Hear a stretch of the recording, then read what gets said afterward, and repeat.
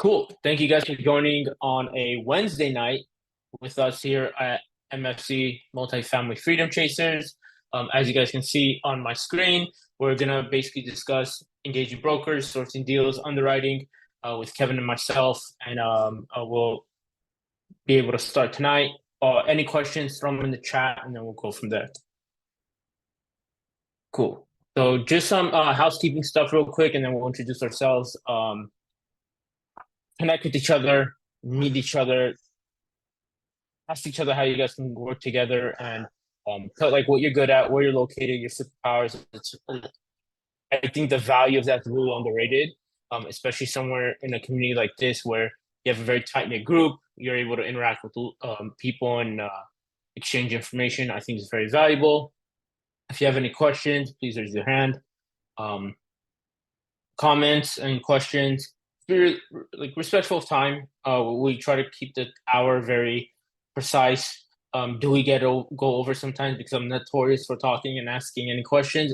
Absolutely, but we'll do our best to keep it within the hour. And then just be active. Thank you guys so far for participating. And then I'll let Kevin introduce himself, and then I'll take over after.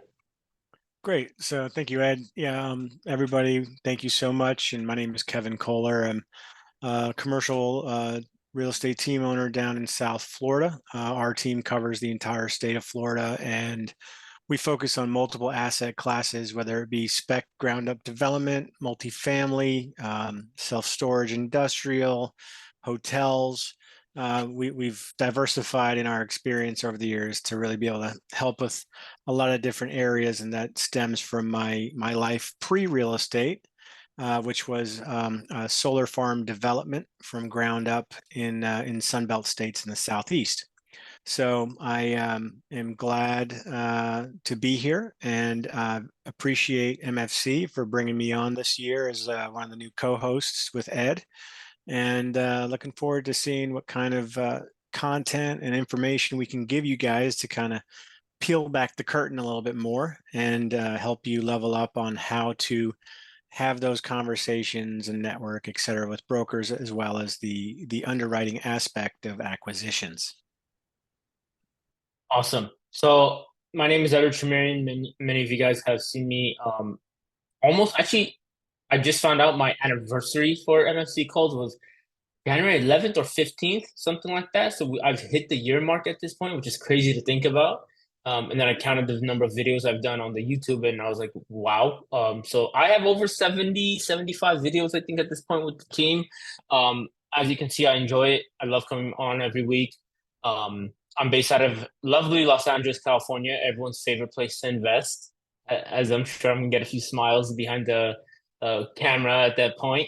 But operated brokerage here, been in real estate not only through like, growing up in a real estate household with always getting educated on the real estate side of things, but also being involved in it in the past 5 years now, 4 years.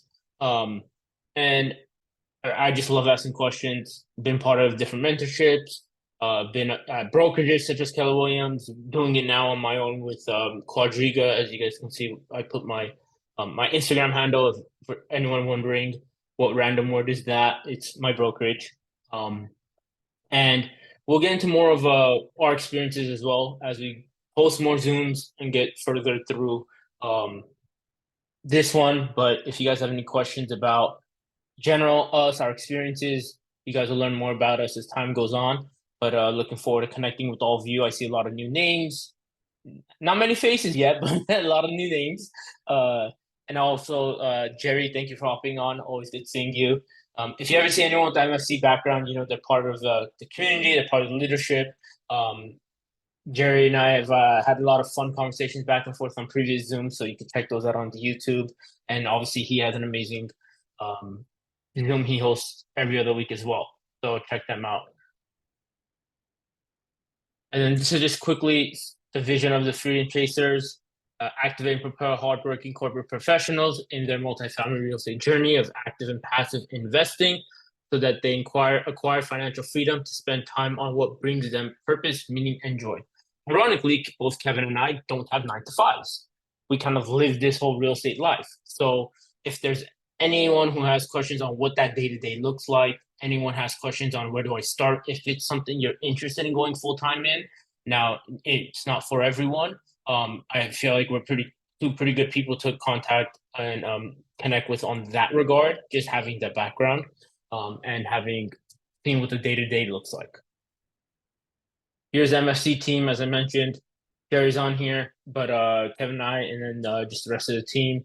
You guys will see us throughout a couple of weeks and getting more familiar, learn more about us. Feel free to reach out. Our handles are all under our names and our lovely faces. And just so you know, we're on every Monday and Wednesday, alternating topics, whether it's activation Zoom, asset management, financing, or the Zoom tonight, which is deal sourcing and underwriting. Just know Monday, Wednesdays, 5 o'clock Pacific, 8 p.m. Eastern. Sorry, I'm so used to saying Pacific time, so you guys are gonna have to correct me on that one. Um, we'll be on. Looking forward to seeing you guys. Marking your calendar. And if there's any holidays or anything like that that we're not online for, we'll definitely let you know. And yeah, let's rock and roll. Last but not least, YouTube, Spotify, Facebook, Instagram, WhatsApp. Um, those are all the platforms we're on. Connect with us. We have a lot of content on YouTube. I feel like if you have any questions or want to see a particular activation Zoom or miss the Zoom or on halfway and had to leave, definitely understand it's not the easiest time to be on, but check out the YouTube and you'll definitely see a lot of conversations and a lot of great topics being covered. And it's cool to kind of see how we grow as well because like we learn and we're shifting to the markets. So that's also a good place to check out how anything we've discussed in the past. And then the WhatsApp group. I'm gonna leave it on this screen for a little so you guys can join if you're not part of it. And if you have any questions, having technical issues, just reach out to us after and we'll try to help you out. Yeah, the Cool. WhatsApp group is a great resource. Yeah. And one thing I think that I don't want people to underestimate is the people you can meet in this community, but also in anyone that's really focused and um, centered around multifamily and working together. This is the furthest thing from an individual sport. This isn't tennis, not even close. And I know you can play doubles in tennis. That's probably not enough either. This is like a 53-man football team. Sometimes it feels like, um, whether you know it or not. Combination of GP, LP, and everything in between. Resources, I think, are everything in this space. No, and Kevin, being on the commercial broker side, will definitely knows a lot of different moving parts and what that entails. But again, what great experience Kevin has and can bring to today's in particularly and going forward is knowing how to source the deal, because that's going to be the first question a lot of people ask, and that's what the why we decided this is such a great topic to discuss every other week. And then, of course, to underwrite those deals is we want to help you with step one, so that all the other stuff you're learning can be put to use. All right. Yeah, and what I'll say on that is, a lot of people in the beginning they forget, real estate, beyond it being kind of a contact sport, it's all relationship based. And it's not really just about who you know, but it's also about who knows you.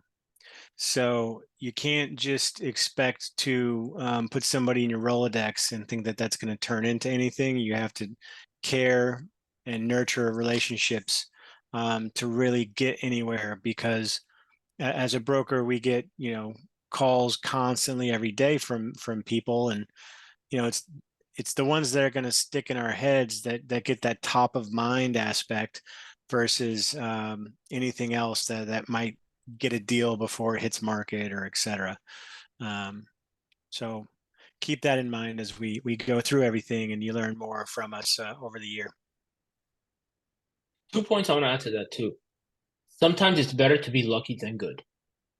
You cannot be consistent. You cannot call a broker and build that relationship every week But you call them the day something fell into their lap, and they're like, oh yeah, I just stumbled upon this, and you just happen to be first person to call. Is that often and common? Like, gonna happen? Am I gonna bank on that? Absolutely not. But what's the cliche saying? The harder you work, the luckier you get. That's kind of tuned the same as well, right? And then there on the relationship component, like this happens. I can relate more to the residential side because I practice residential real estate more locally. Not that I don't do commercial, I just do more residential. Um, I've gotten offers accepted for lower price and not as great contingencies because I knew the agent. Anybody that tells you otherwise, yeah, I would pick a different agent because it's the reality of it. Like, hey, I can close. You know me. We're out of the same office. We're friends. We have lunch together. Guess who's gonna get the phone call and say, hey, this is what I need your buyers to be at. Correct. Yeah, I actually Exactly. I have a broker that sent me information today on a deal, potential deal in Houston. And it's the same thing. I called him 2 days ago, just checking in, saying Happy New Year, and to see if I was maybe going to see him at a conference I'm going to in Las Vegas in February. And he'd mentioned, oh, by the way, I've got this new listing. Nothing's ready yet. I'm still getting all this stuff together. And I was like, oh, perfect. Go ahead and let me know that address and some of the basics. While you get your thing together, I want to get my things together. And that's exactly how we're able to now start underwriting a hundred and I think it's 150 unit or so property in downtown Houston, that is weeks away from ever coming to market. And again, that was just a relationship and thinking about saying hi to somebody, and it turned into a potential deal in the pipeline. And it's another thing is like talk about ROI. Like that was a Yeah. what 5 minute at most conversation. And and I think nowadays, especially with it being so easy to automate CRMs, ChatGPT, AI, ABC, XYZ, you name it, it's out there. Um, it's really easy to automate things like that. You obviously don't want to make it sound too robotic, but that just initial touch, it definitely helps a lot. And making sure that you're top of mind. And just to go down this rabbit hole real quick, knowing what you want. Like, Kevin, let me ask you this. Yeah. How many times do you get a buyer call you saying, oh, I'm looking for a property. Oh, great. What are you looking for? Any deal that makes sense. Cool. I don't know what that means. Because Yeah. every single person in this room may have a different angle, perspective, resources, cost of capital, expectation. Like anyone, like I see a sub two logo on the screen. How many different types of people, buyers are there just in sub two? And now imagine the scale and different options and alternatives out there at the multifamily level where people want just appreciation sometimes. Or 1031 exchange, you have a timeline necessity, right? So if you don't know what you're looking for, people don't know how to help you. Yeah. So make sure people know who you are, people know why, what you do essentially, and what you're looking for, what you're good at, Yeah. and things and like that. and there's regional nuances to that. I mean, I know, like, for me in South Florida, we get tons of investors. Hey, as long as I can cover the mortgage, I don't care. If I make $1 a month, whatever. And I'm like, oh, you're a great client. This is going to be so easy, and I can send 10 deals that meet that requirement within 5 minutes. Oh, no, no, this doesn't work. I'm like, well, it's exactly what you asked for. So, the communication aspect is huge. And I get referrals from residential agents, probably about two a day, which is pretty crazy to think about as an agent to get, leads that much. But a majority of them are that type of investor of, oh, something that makes sense, or the opposite of, it needs to be a 10 cap, at purchase. And I'm like, In Miami. in Miami. And I'm like, oh yeah, that sounds like it. Do you have a unicorn in your backyard? And so it's you need to either you stay pragmatic is going to be the best path forward, but being able to be open to communicate what you want. And even to say, hey, I've only done this a couple times, or maybe I've flipped a few houses and now I want to buy an eightplex or a five, whatever, 20.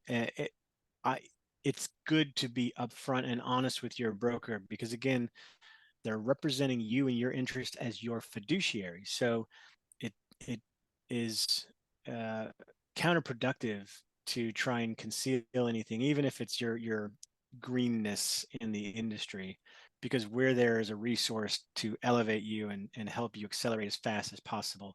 Because if we do our job well in that regard as brokers, then you're going to grow your net worth faster. You're going to want to 1031 into more properties faster, et cetera, because we were able to help you identify good options quicker. And so it's one hand washing the other. And same as like finding a good lender. And there's actually one that's on right now that they, we all work as a team for you. And that's a beautiful thing, to be able to help you grow your generational wealth opportunities for you and your family. I definitely agree with that. And then I think also pinpointing a location. One thing I always tell people, I'm in Los Angeles, which is a very difficult state to invest in California. Everywhere has something about them that people wish would change, or some problem or some headache, whether it's high property tax, high insurance bills, bad tenant laws, or favorable tenant laws, I should say, or if it's weather. Honestly, I, I don't know what it's like shoveling snow, and I don't want to find out. That's why I'm in LA. But Not I also fun. have like high prices. Like when Kevin said break even, I was like, yeah, if you can find that in California, that's a miracle. Or in LA, right? Like breaking even on, obviously depending on your down payment and whatnot, but breaking even here is much more difficult than breaking even in like Ohio, right? But then everywhere has their own obstacles. So don't not invest somewhere because it's hard. And you guys have probably heard me say this in the past, and you hear on the YouTube videos. Like it really comes down to what resources you have. Like if you connect with a great broker in Texas or let's say Houston, and you're like, okay, like this person, like there's a connection, they're helping you out, they're willing to work with you, they're able to get you a lot of what you're looking for, they're being responsive. You're like, hey, this could work, and you didn't have anywhere else that you really click with. Like, I'm not gonna force a square peg in a round hole. Like at the end of the day, use your resources to what you can do. Because as much as I love Vegas and how close Phoenix is to me, I'm in Florida. Like that's where we're investing. It's where we're looking and where we're buying. And I'm looking to scale. As much as it is easier for me to get to Phoenix, I know a couple people, but I don't know what the people that I know in Florida. So, all right, I'm sticking to Florida. Everywhere's far from me. I'm getting on a plane anyway. Might as well like make it make sense, right? And I think that's where a lot of people get caught up and get that like, paralysis analysis or hesitate to start. I don't know where to call. I'm scared of messing up with brokers. A couple of things on that. One, you can Hmm. call broker every week for 50 weeks, and they may finally remember after you the 40th. Like it's okay to mess up. Like no broker is gonna hate you for it. Also, if you want to practice brokers, call California. We have a lot of them, and a lot of people have a lot of free time. They'll give you all the practice in the world, and they're probably gonna be on the mean side because they think that LA, everyone's a princess here. Um, but you'll get great practice, honestly. So I work with a lot of agents here, so I understand that. So I've experienced that. You're gonna get a lot of good practice. Um, and that way you can become more comfortable with um, calling where you want to actually purchase, right? Yep. Yeah, it's important to feel comfortable and not to feel tied down to your local area. And our team, so we specialize in the state of Florida. We don't just specialize in Miami or Fort Lauderdale. You know, when you get to a point of looking at data, it doesn't really matter where the data set came from once you can interpret the data set. And then beyond that, it's the boots on the ground relationships that you can get through phone calls and outreach once you identify something that might be worth digging further into. And that's where the underwriting part of acquisitions comes. It's not just at that moment where you get a financial documents in a rent roll or something to put into a spreadsheet. It goes much deeper into, okay, first this looks like maybe it could be a good option. Pricing is within something that I'm curious about. And then, okay, well, how about this particular subset, this area, this neighborhood, or first the MSA, the market, the service area. And as you keep digging deeper into the rabbit hole, you're going to get more and more granular.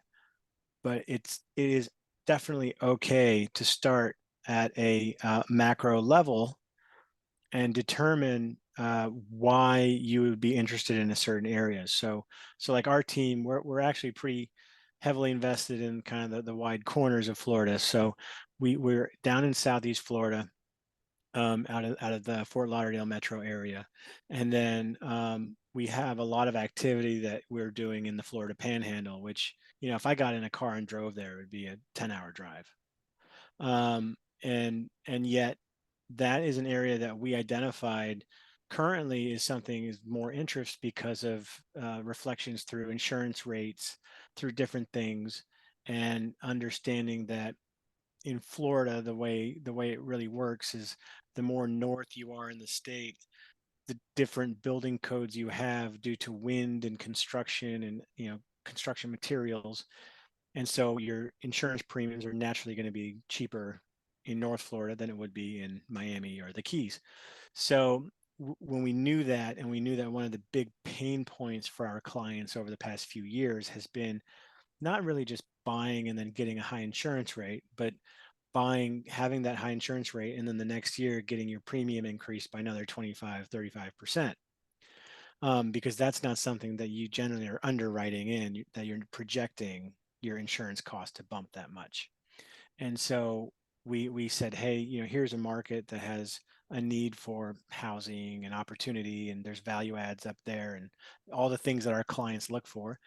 And so boom, we were able to start delivering opportunities in that area. And I mean, our team has over $20 million in current active contracts for our clients in the Panhandle and North Florida area, because of our ability to identify the data sets and then bring opportunities to our clients' attention, even if our clients were maybe initially thinking of, hey, I want to buy a little building on South Beach or whatever. We would go over, say, hey, this is the differences of buying property A at same value as property B, and your NOI is a lot higher over here. Like, do you still want to do this just to have a Miami Beach zip code in your portfolio, or do you care more about your returns? So I want to answer that real quick too, Kevin. It's now one thing I hope no one did is the second Kevin kind of dove into Florida was like, oh, that's not my market. That's not what I'm looking for. Um, and the reason I say that is Kevin knowing that information is what separates Kevin in Florida from like just any other agent in the state. Like, how many agents are there in Florida? How many agents are there in Texas? Right? It's not necessarily, we're not here to say everyone come to Florida. No, send us your deals so we can buy them. First of all, if you find anything that haven't seen, but that's an example of how an agent and how informative and like things that you should look for in an agent that can tell you specific criteria or specific things that separate A, B, C, and D. Because a broker is just sending you something on market or sending you something that 1,000 other agents and buyers have seen, you're never going to get anything. Just the reality of it. Like, um, if you I had Trexie on my screen earlier, I was showing you guys, and in a little bit I'll share my screen again. But if you have an agent that's just sending you stuff on LoopNet, there's nothing wrong with LoopNet. But here, my mentality with it is, if it's been on the market for 200 days and probably 5,000 people have seen it, what am I going to see differently than those people? I'm a firm believer in that. And I'm not saying you can't. It's just a lot less likely. Like, can you spot opportunity? Can you spot Like I'm sure Kevin can talk every Zoom every week and show you all the different tips and tricks brokers may have. And I'm not going to ask him to do that. That's not fair. But that's kind of the resources in LA. There's a lot of nuances, locations, tips and tricks that I can tell you that don't work in Florida, and probably might not even work outside of the city limits or zip code I'm in. Right? I know the best example I can ever give anyone. Have you ever ran comps on a property in an area you're not too familiar with, and you cross over one street? You're like, "What the heck just happened to the prices?" Like I've had that happen, like a first-hand experience. I don't even remember where it was. That's how like little I knew about the place. I just crossed over one street and I see the rents cut by like two one third. I was like, what the heck just happened? I'm like, I crossed one street. Now, if I told you in your city, hey, what's one street you cross over, values change, you'd be able to tell me right away because you live there. That's the type of knowledge and like, hey, familiarity. Like, you don't want to guess that. One, because investors are going to think you're crazy. Someone that knows the area, they're going to question you. And two, you're underwriting wrong numbers, which we'll get into on another Zoom how important those small details are. Because you might think, oh, I'm only $150 off of my rent. True, but when you're doing that times 150, 200, 300, that's not a small amount. And all of a sudden you're like, why does this look so good? What am I missing? It's that exactly, you know? Um, so speaking of Crexy, and uh, I'll bring this back up. One thing I personally do like about something like Crexy, I'm just going to use it because it's very easy, is the ability to click these three wonderful lines and find a broker. I've done this on the Zoom before. Don't know if a lot of you were on here or on that Zoom, but I actually found out what Crexy means. Commercial Real Estate Exchange. Didn't know what that was for the longest time. And then I one day saw it, someone told me, and I got super excited. I was like, that's cool to know. Fun fact. Um, so Crexy is essentially just a marketplace where it gives you the ability to look at properties. And my favorite thing to do is look at agents. So, like for example, because I'm local, this is going to show a lot of real estate brokers and agents in the Los Angeles area, and some closer, some further away. For example, I'm also going to see some agents that I recognize just because I live here, obviously.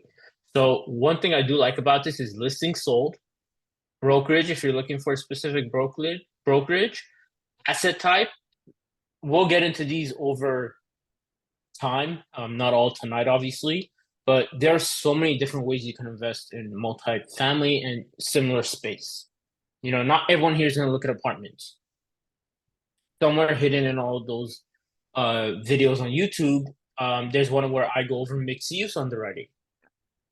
Similar, but different, right? There a lot of different things you have to factor in. So if you utilize um, the tools and the stuff we talked about here, but maybe you want to look at something that's mixed use, there's similarities, but there's some differences that we'll go over as well. So don't feel like this is only for apartments, right? Office, industrial. I have friends that love industrial. Like that's their bread and butter. I'm like, cool. Like that's your bread and butter. Like you know what you like. You're double down. Like I'm never gonna tell anyone there's only one way to grow your wealth, right? So the good thing about this is you go to listing sold, you can adjust it based on the number. And then you can also click on someone's profile and see what their activity's like. I don't know why this page keeps loading, but for example, you can see under their names, active listings, listings sold. So you can see if someone has a big pipeline of deals that they've either closed on or they still have active. And and one thing that I think makes these calls to brokers and makes that connection a lot easier is when you're not so focused on one deal, but generally like, hey, these are things I like about this deal. These are things that I kind of prefer if another deal had. And now you're painting the picture of what you're looking for. Going back to making sure you know what you want, where you want it, um, and then you control the conversation. What's this is what's the biggest fear everyone has when they call a broker? I don't know what they're gonna ask me, and I don't know if I'm gonna know the answer. Well, if you're leading the conversation, they're not gonna get a chance to ask you questions that you don't know the answer to already. And I think that's a big part. Like I love calling brokers about a deal that I have no interest in to like put that framework out there that, hey, these are things I'd like. Do you have something similar? Reason I don't like this is XYZ. There's no guessing. Like I'm the one saying like this is you've answered all your questions almost at that point. And they look at the price point. They're like, hey, you didn't bring that up. That's the price point you're in. You've answered that question as well. Um, and this is some things on this.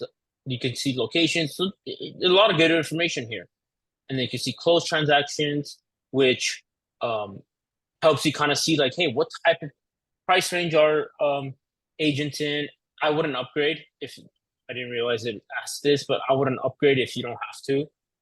Like this is all free. I'm not even signed in, as you guys can see, so don't feel like you have to pay for it if you don't. If I wouldn't, to be honest, until you really feel the need to and the benefit to. But heck, let's be honest, Kevin, how many different things do you have subscriptions to that are resourceful that you would share with a buyer who's like you've built that relationship with? They're like, hey, Kevin, can you find this out for me real quick? Doing some homework, or hey, you sent me this property. Do you have this information? Kevin has access to it much faster than Yeah, I do because I'm here in California, right? and not only that, especially with Crexi, Crexi has some great features for brokers to be able to collaborate with their clients, unlike the some of the other platforms for commercial real estate listings. So for one, if anybody's familiar, like if you're working to find something on residential property, and you go to a realtor that uses the MLS, then they're probably going to put you on like an automated search. You're going to get an email every day, telling you what listings are available that might meet your criteria. In commercial real estate, these platforms don't do that. They do not provide the ability to automate listing information to go to your clients. That listing information goes to us, the broker, and then generally it's because we have to then dig deeper. We have to get more information from the other brokers and sellers to verify that it meets criteria versus what's advertised. But then I can go and make uh, like books of listings, like a saved folder of listings, share that entire folder to my buyer, and my buyer can thumbs up, thumbs down, comment. Like we can collaborate on those lists. And so while it's not an automated service, it's me spending my time and my team building that out for you. It can still accomplish that end goal of putting you in the driver's seat with the information. Um, so that's one of those big things. And to be able to do that, you as a buyer do not need to be paying Crexi for an account. Like we have that feature. It's a broker feature, and it's turned on for us to help you. And so you just need that free account to be able to log in and see the list. So I agree with that wholeheartedly. There's a lot of shiny objects in real estate. A lot of people active in the business would joke that there's just as many companies that build side software and whatever for you to pay in real estate than there is, real estate activity companies as well. So it's better to just work with your broker, lean into their resources without spending thousands of dollars every month on tools that would are already going to become accessible to you once you connect it to the right person. Definitely. And also with regards to the Crexy tools and stuff, also the ability to kind of like really every broker's gonna understand the underwriting, but like kind of like there's certain assumptions that you're really gonna want to like nail down on when you are doing underwriting in an area, especially if you're not too familiar with it. Like I said, every different city, zip code possibly, and for sure state have their own battles that you have to fight. And unless you really know the laws and the costs per se, or even have the resources like an insurance quote. Like, do you want to go hunt for that or take a referral from an agent who's done multiple transactions with that specific person? That'll get you one quicker, but also hopefully more accurate numbers. Because that's what it really comes down to with the underwriting. And as you will see in the next few Zooms we do together and over the next couple months, like those numbers are, especially initially, are going to be pretty important in regards to how the underwriting looks and how much you pursue a deal.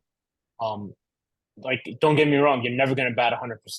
Like, yes, it is a numbers game, but also there is so much, um, like, you're never going to be perfect. I'm a believer in this too, to a certain extent, of you want to have like that exclusivity with a deal because there are people who are going to have more resources than you, especially if you haven't done a lot of deals in this location. Someone owns a property management company and they own it outright, they save percentages that you can't. Yeah. Plain and simple. They own the construction company that's going to do the rehab.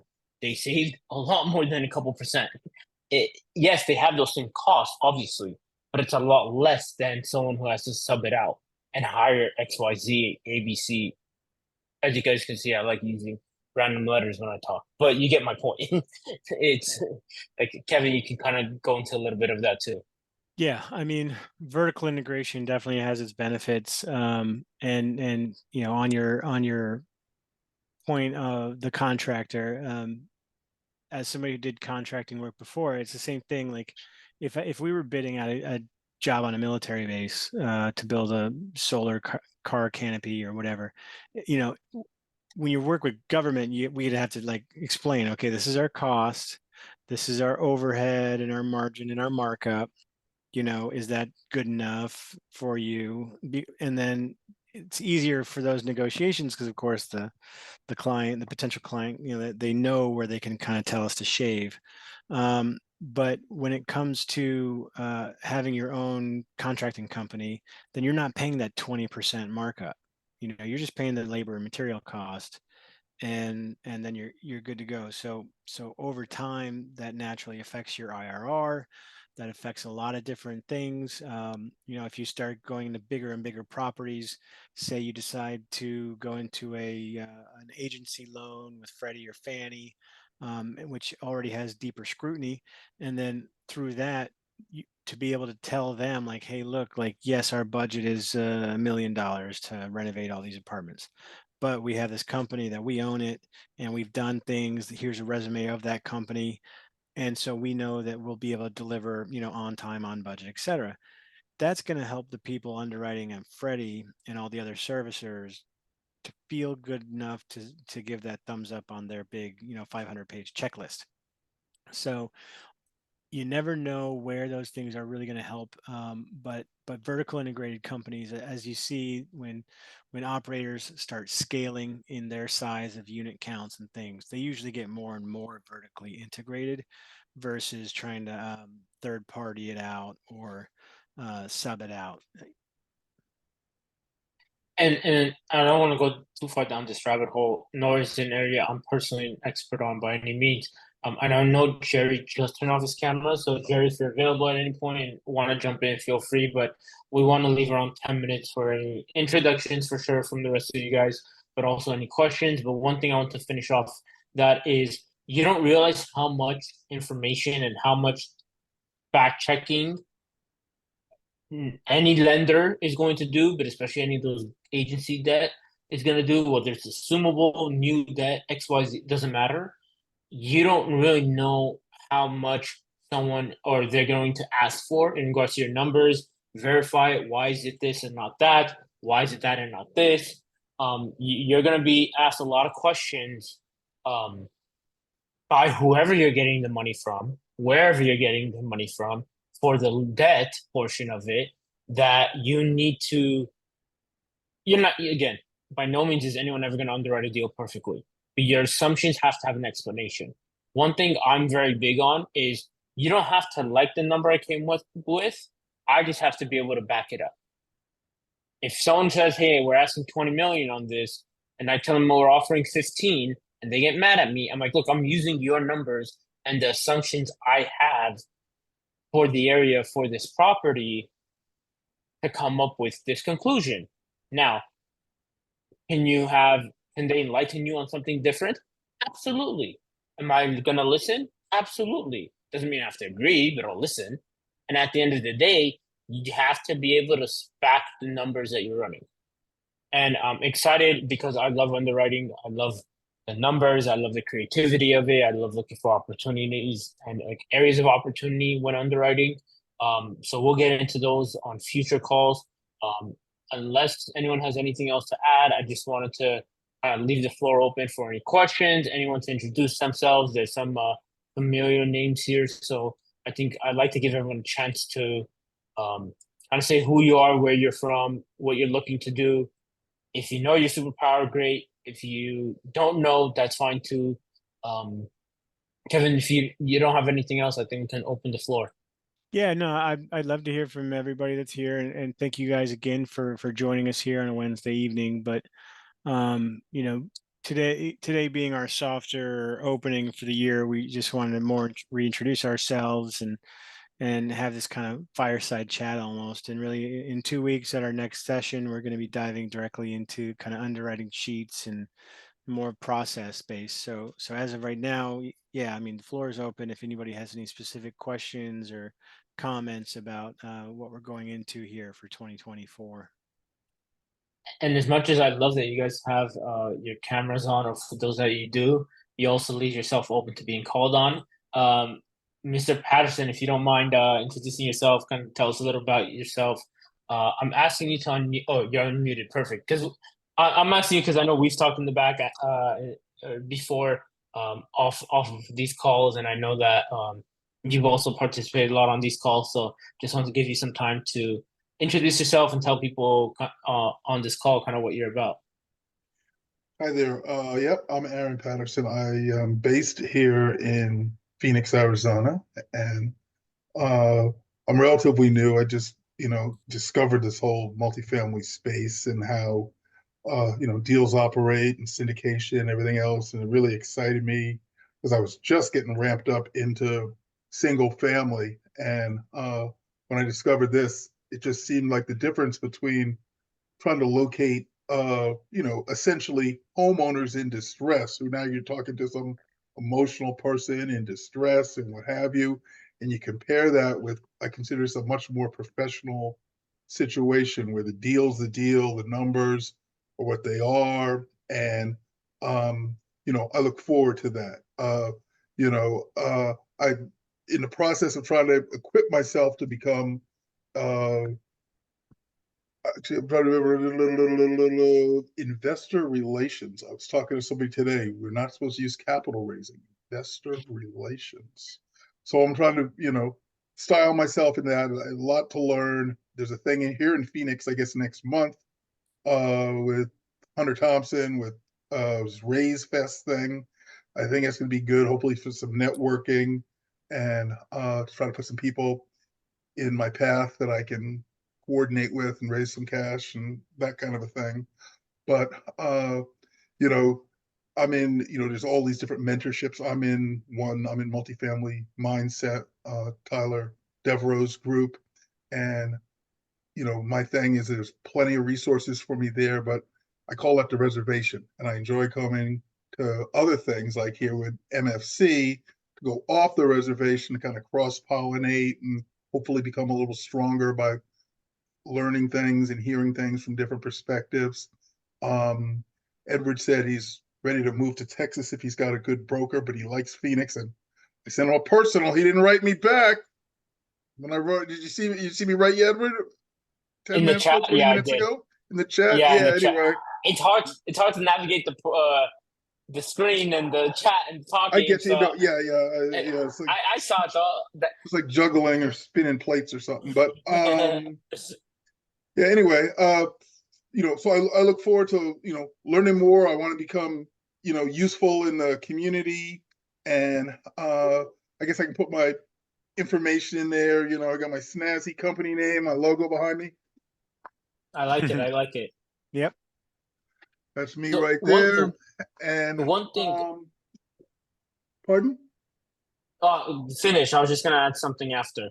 Okay, yeah. So that's enough of my chatter. And Mhm. let's have everybody have a great 24.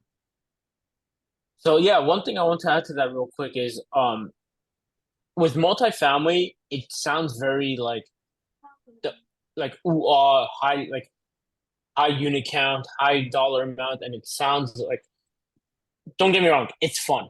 I love it, and I know Kevin. Obviously, he's been doing this longer, but um, I definitely wouldn't call it easy. And this I like to work with phrases just because it helps me remember stuff. One phrase I heard that I believe is very true in this space as well is you overestimate what you can do in 1 year, you underestimate what you can do in five. And I mean that wholeheartedly because like my first year, when I spent like a year or so, like just learning. Obviously, I was putting offers out there. Mind you, it was in a time where the market was crazy and everything was spinning upside down and we thought the world was on fire, but that's a different story because everyone was in the same market. Like it wasn't just me. But like how I learned and how I made myself like very well diverse and confident in this space was I was part of a mentorship, but I made sure every second counted because I would not stop asking questions. Like to the point where people are like, I would wait, kick back, let the Zoom carry on. And when people ran out of stuff to talk about, they turned to me and Ed, what's your question? Because they knew I had one. If not, I just think of one. So be curious in this space. Another phrase, you guys you laugh at me as you guys hear me say these more often, but you don't know what you don't know. I think that's why I love when people participate and ask questions because one, I think of something that I wasn't going to mention before or didn't think to mention, and all of a sudden that'll lead to another question, and then all of a sudden leads to another question. All of a sudden someone's like, "Oh, I never thought of that. I didn't know that was a thing," but you learn something, and you'll never know when that'll come back, and you'll have to dig into the memory bank and be like, "Oh my God, I remember this," and it could be the difference between a deal working and not. As crazy as that sounds, it sometimes does come down to minute details. And that's one thing where experience helps, which is kind of like what we've talked about with brokers. Resources help. Like I've closed an escrow where everyone in the deal was like, "There's no way this is gonna happen." I just knew who to ask the right people. I asked the right people the right questions, I should say, that made a deal close that had no business closing in the time frame it did. Like it didn't. The seller, their other agent, the lender, everyone involved, like there's no way this is happening. You just gotta ask the right person the right question, and you figure it out. If not, at least you know you gave it a shot. So resources are very big in this space.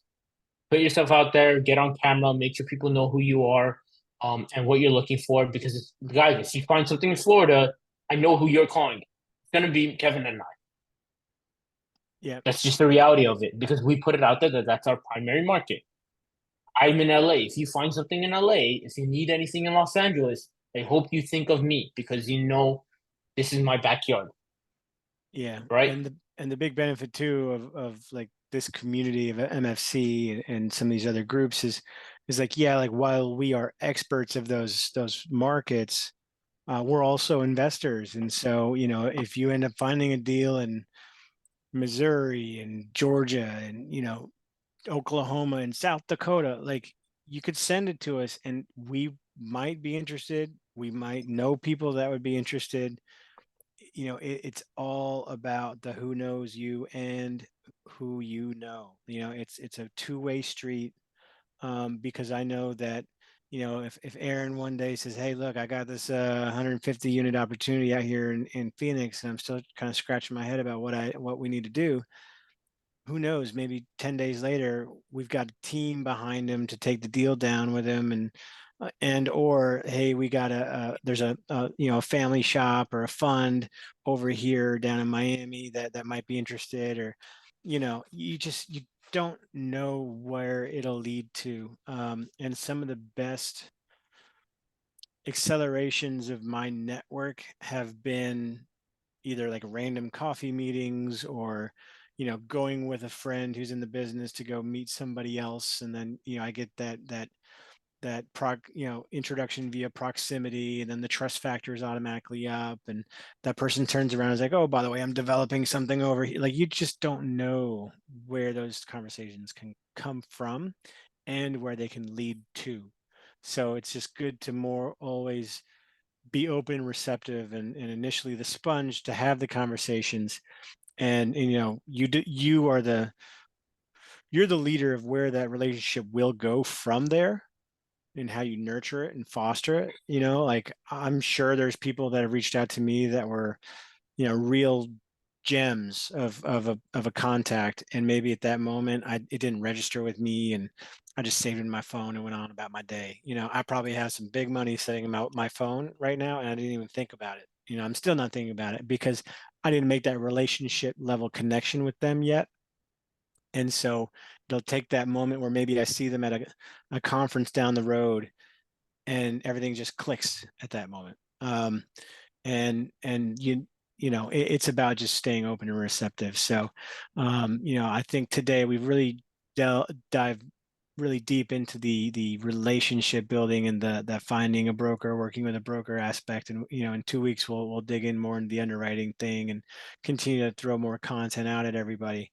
I do want to provide a little nugget of good news and information for everybody as we're working in the industry right now. And this is brand new, kind of hot off the presses as of yesterday. And there's not a lot of articles that have yet been written about it. But in terms of legislation, so as many of you are learning more and more about the business, we all understand the importance of depreciation in commercial real estate and the effect it will do to the bottom line of your acquisitions. And right now there's a program that allows bonus depreciation that was designed back in 2017 to kind of step down and eliminate out from the ability of getting a 100% year one bonus depreciation write-off after you buy something. And then last year it was brought down to 80, and this year it was brought down to 60% bonus. The next year it'll be 40, 20, 0. But yesterday, the House Ways and Means Committee submitted a bill for approval and discussion, which is bipartisan, that will revert that law back to 100% bonus depreciation until 2027.